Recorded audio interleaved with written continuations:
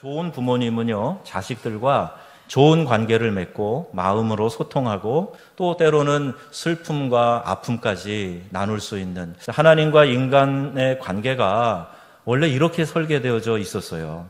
또 오늘 말씀은 그리스도를 통해서 하나님과 어떤 관계를 누릴 수 있게 되는가, 이것을 잘 이해하려면요, 우리의 이전 모습이 어떤 모습인가 하는 것을 먼저 돌아봐야 돼요. 요한복음 3장 36절에 하나님의 진노가 그 위에 머물러 있다. 에베소서 2장 3절에도 본질상 진노의 자녀였다. 이 두 구절에 공통적으로 등장하는 단어 뭐죠? 진노입니다. 하나님이 진노하시는 이유는 아들에게 순종하지 않았기 때문이다. 오늘 요한복음에서 분명하게 말씀하고 있어요. 만물의 통치자이신 하나님이 정하신 법칙을 무시하는 것, 이게 얼마나 큰 죄가 되겠습니까? 하나님과 단절될 수밖에 없는 거예요. 하나님은요, 우리가 인생을 살아가는 데 있어서 필요한 법도도 만들어 놓으셨습니다. 많은 사람들이 하나님의 심판이 미래에만 있다고 그렇게 생각을 합니다. 하지만 요한복음 3장 18절 말씀에 보니까요, 믿지 아니하면 벌써 심판을 받았다 그랬는데 로마서 1장 27절에 이런 말씀이 있네요. 앞으로 다가올 심판은 둘째치고 지금 당장에 그 육체 부끄러운 일로 인해서 마땅한 대가를 받았다. 여러분, 동성애는 분명한 죄악입니다.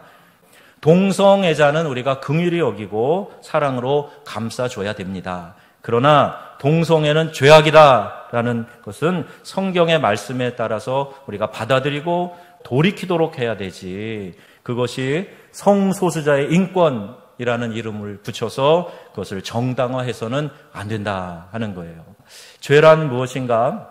우리 자신이 주인이 되는 것이에요. 그래서 하나님과의 관계가 깨어지면 사람들은 고독과 소외, 그리고 막막함, 또 허무, 이와 같은 것들을 느끼기 마련입니다. 영혼이 공허해지게 되는 거예요. 이 공허를 채우기 위해서 사람들은 어딘가에 미쳐서 살아야 근본적인 문제에 대해서 깊이 생각하지 않을 수 있으니 거기에 몰두하는 거예요. 이 절대 공간은 하나님만이 채우실 수 있다 하는 사실을 여러분 꼭 기억하시기를 바랍니다. 하나님과 우리의 관계 회복, 이것이 우리의 이 땅에서의 삶의 본질이에요. 예수 그리스도를 통해서 하나님과 새로운 관계에 우리가 들어가게 되었다 하는 거예요. 즉 진노의 자식, 하나님과의 원수 상태에서 하나님과의 평화, 하나님과의 화해를 누리게 해주셨다 하는 이 복음의 핵심을 우리가 그대로 받아들이는 거예요. 원래는 하나님의 진노 아래 있으면서 심판을 받아야 되는데 죄인인 인간이 하나님 앞에 감히 나갈 수도 없었지만 우리가 받아야 될 심판을 예수님이 대신 받으셨기 때문에 이제 우리는 담대히 하나님 앞에 나아가고 그 하나님을 아빠, 아버지라고 부를 수 있게 되었다 하는 겁니다.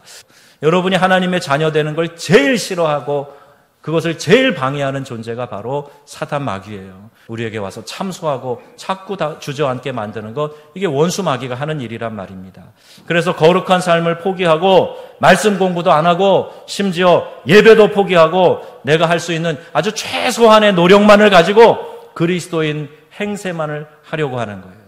여러분, 이러한 소리에 굴복하지 마시고 이러한 참소에 무릎 꿇지 마시기를 바랍니다.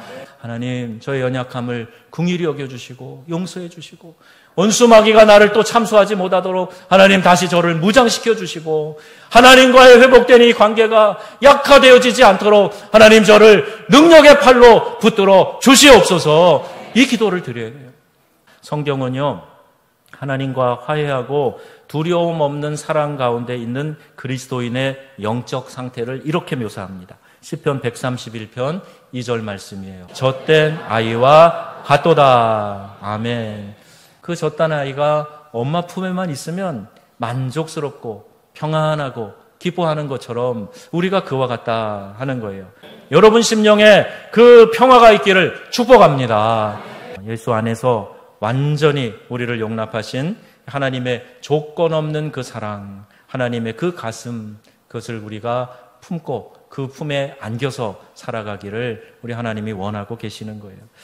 오늘 저와 여러분에게 하나님과의 관계를 새롭게 하는 귀한 은총이 넘쳐나고 그 은혜가 무엇인지 깨달아져서 하나님과의 관계가 회복되고 주님의 은혜가 넘쳐나는 삶을 살아가시기를 우리 주 예수님의 이름으로 축원합니다. 아멘. 기도하겠습니다.